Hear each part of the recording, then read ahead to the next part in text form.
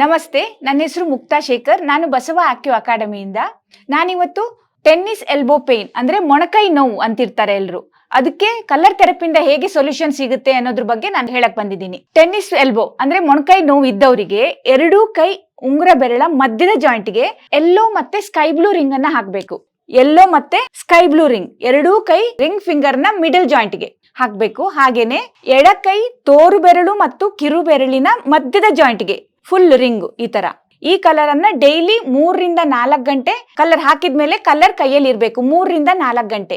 ಹಾಗೆ ಬೆಳಿಗ್ಗೆ ತಿಂಡಿ ತಿಂದಾದ್ಮೇಲೆ ಒಂದು ಅರ್ಧ ಗಂಟೆ ನಂತರ ಒಂದು 2 ಇಂಚು ಕೊಬ್ಬರಿ ಒಂದು 15-20 ದಿನ ತಿಂತಾ ಬನ್ನಿ.